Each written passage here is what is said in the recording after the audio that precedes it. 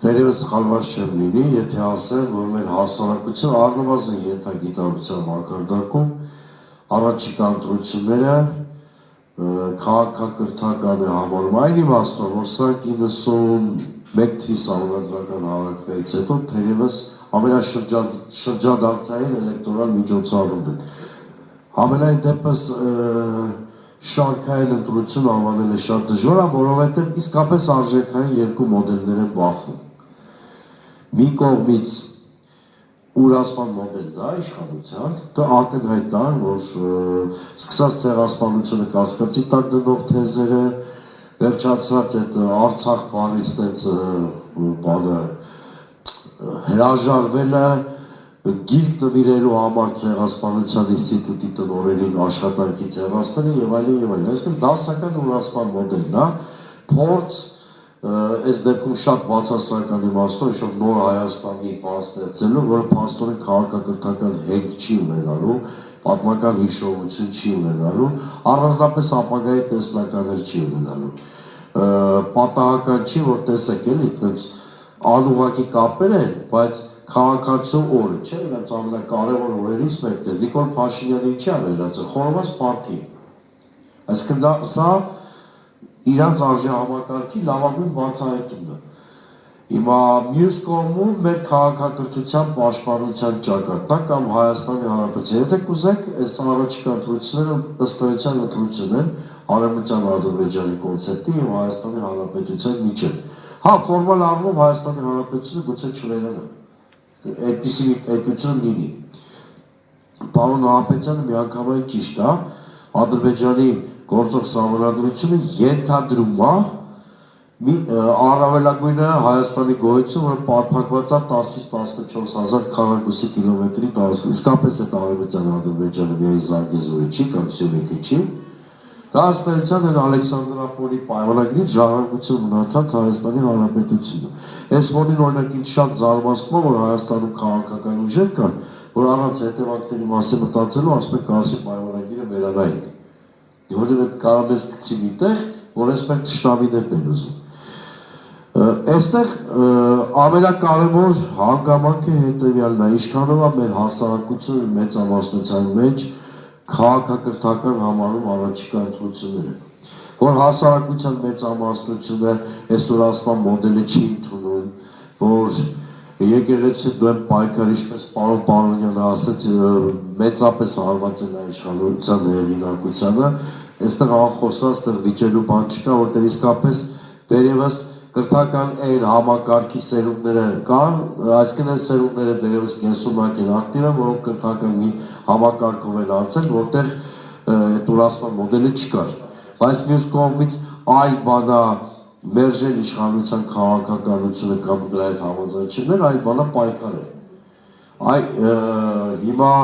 շատ կարևոր ջրբաժանի առաջ են կանգնած, արդյոք եթե կուզեք շատ պարզ ասեմ, այս հունիսի 7-ը պետություն ունենալ չունենալու ցանկության մասին ընտրությունը։ Բոլոր քաղաքարտները շատ պարզ է, Ադրբեջանը պարզ է ինչ է ուզում, այդ Արևմտյան Ադրբեջան կոնցեպտը ես ուզում եմ ասեմ, օրինակ 88-ի շարժումը եւ Ղարաբաղյան առաջի պատերազմը շատ կարևոր բան փոխեցին մեր հասարակական գիտակցության մեջ։ Մենք շատ մոտ էինք, եթե ամբողջովին չէինք հաղթարել, ցեղասպանվածի բանտույթը հաղթարել, շատ մոտ էինք։ Նույնիսկ եթե հիշում եք, այդ փուլում Սփյուռքից ասում էինք, որ ավելի շատ կենտրոնացեք Լեռնային Ղարաբաղի խնդրի վրա, Արցախի վրա կան ցեղասպանության ճանաչման, որտեղ այդ մասով մենք կարծես խնդիրը լուծված էինք համարում։ Հիմա էլ այդ ցեղասպանվածի բանտույթը վերադարձել է։ Այդ որում դա ամեն օր ոռոգվում է, որտեղ այդ Արևմտյան Ադրբեջանի կոնցեպտը դա դատարկ ռետորաբանություն չի, դա պետական քաղաքականություն է։ ՀԿ, որ ուղղակի ֆինանսավորվում է Ալիևի աշխատակազմի կողմից, որի նարատիվները տարբեր գրքերի, բրոշյուրների միջոցով միջազգային կառույցներում հեղեղված են, կրթական ծրագրերը լրիվ այդ խոսույթի վրա է կառուցվում։ Մեր աչքի առաջ, այո, դուք շատ ճիշտ նշեցիք Տիկին Վարդանյան, 3 Ստեփանակերտում քանդվում է մայր տաճարը եւ սրանք գումարեք, որ անցած տարիներին էթիկ զտումներ ա եղել Արցախում, մեր տարածքները օկուպացված են մնում եւ սրան գումարեք Ադրբեջանի հարաճուն պահանջները Հայաստանից։ Այսինքն այդ 1915 թվի այդ բարդույթը, որ հաղթարել ենք ցեղասպանության, հիմա լրիվ հակառակ տրամաբանությունն է գործում։ Այստեղ շատ կարևոր է առաջիկա ընտրությունները, որոնք իսկապես ճակատագրական են։ Ես գուցե թեմայից մի քիչ չեղվեմ, բայց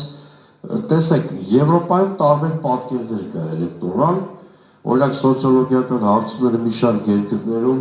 կանխատեսում են, ենթադրենք կենտրոնից մի քիչ աշ կամ ձախ ավելի ընկած ուժերի հաղթանակ, բայց հասարակության մասնակցությունը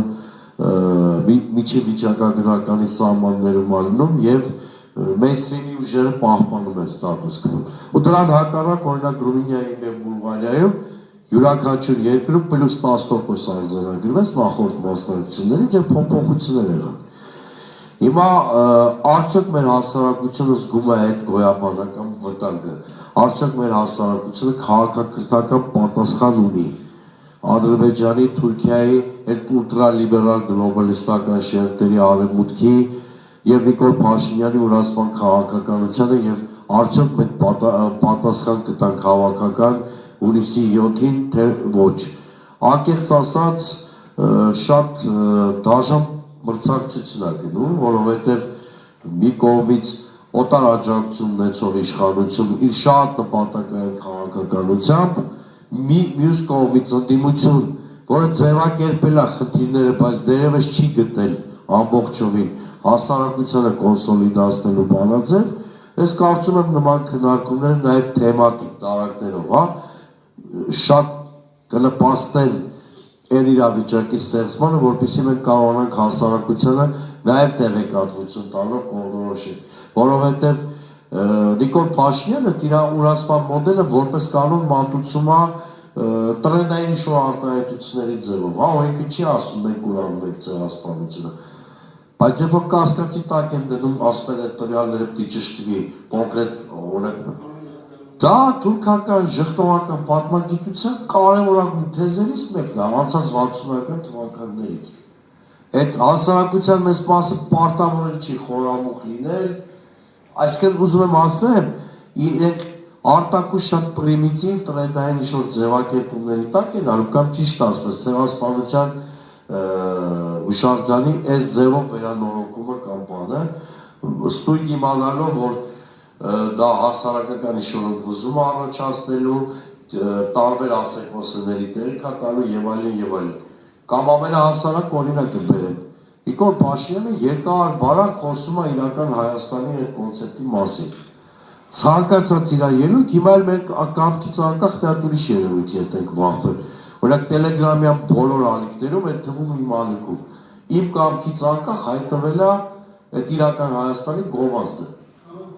Եվ խնդիր առաջացնում, մարդիկ տեսնում են, կարող մտածեն նույնիսկ այդ գովազդը ես եմ դրել։ Այդպիսի կարում առաջանում, այսինքն տոտալ մի գրոհի հետ գործ ունենք, ես կարծում եմ ամենակարևորը հետևյալն է, հունիսի 7-ից առաջ կարճ բանաձևումների ստեղծումը, դրանց շուրջ հասարակական կոնսոլիդացիան ապահովել։ Եթե կարողանանք ճիշտ կոմունիկացնել հասարակության հետ, վտանգի զգացումը եւ դրան adekvat պատասխանի հարցը կարող ենք լուծել։ Շնորհակալություն պարոն Սիմոնյան։